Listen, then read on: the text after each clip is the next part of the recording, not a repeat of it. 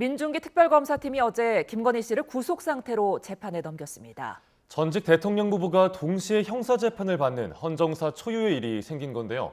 특검 소식 사회부 취재기자 연결해 알아보겠습니다.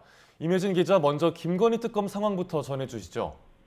네, 김건희 특검팀은 어제 오전 정치자금법 위반, 자본시장법 위반, 알선수재 혐의로 김건희 씨를 구속 기소했습니다. 특검 출범 59일 만인데요. 윤 전 대통령이 이미 재판을 받고 있기 때문에 전직 대통령 부부가 동시에 형사재판을 받게 된 겁니다. 특검은 김건희 씨 공소장에서 무상 여론조사를 받은 혐의에 대해 김 씨가 윤 전 대통령과 명태균 씨와 공범관계라고 적시했습니다. 이에 따라 특검 조사를 거부하고 있는 윤 전 대통령을 추가 조사 없이 바로 재판에 넘길 가능성도 나옵니다. 네, 아직 남은 의혹이 많이 있죠. 네, 특히 이번 기소 대상에 포함되지 않은 금품 수수 의혹에 대한 수사가 확대될 거로 보입니다.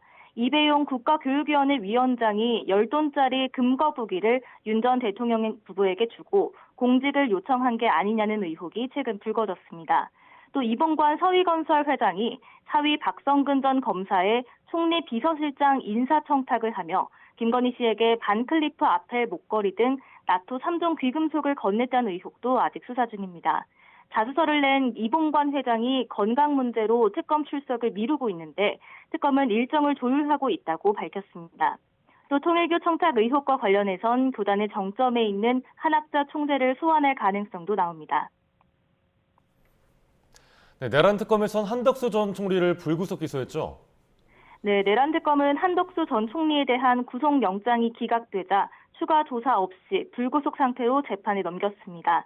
내란 우두머리 방조와 허위 공문서 작성과 행사, 공용서류 손상, 대통령 기록물 관리법 위반, 그리고 위증 혐의를 적용했는데요. 특검은 한 전 총리가 비상계엄을 막을 수 있었던 최고의 헌법기관으로서 헌법적 책무를 다하지 않았고 비상계엄 해제를 고의로 지연하며 계엄에 동조했다고 판단했습니다. 특검은 CCTV 등에 포착된 계엄 당일 한 전 총리의 행적을 일부 공개하기도 했는데요.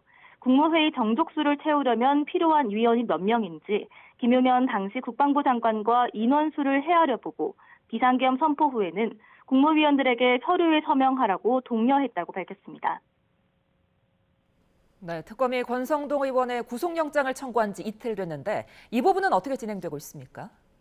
네, 김건희 특검팀은 그제 정치자금법 위반 혐의로 권성동 의원에 대한 구속영장을 청구했습니다. 권 의원은 회기 중 불체포 특권이 있는 현직 국회의원인 만큼 구속영장 실질심사를 받기 위해선 국회 체포동의안이 통과돼야 합니다. 권 의원이 불체포 특권 포기 의사를 비췄지만 절차는 그대로 진행될 예정입니다. 특검은 어제 오후 서울중앙지방법원으로부터 체포동의 요구서를 받았다며 법무부와 협의해 절차를 진행할 거라고 밝혔습니다. 법무부를 거쳐 대통령 재가를 받은 뒤 요구서를 국회에 제출하면 표결이 이뤄질 예정입니다. 지금까지 사회부에서 전해드렸습니다.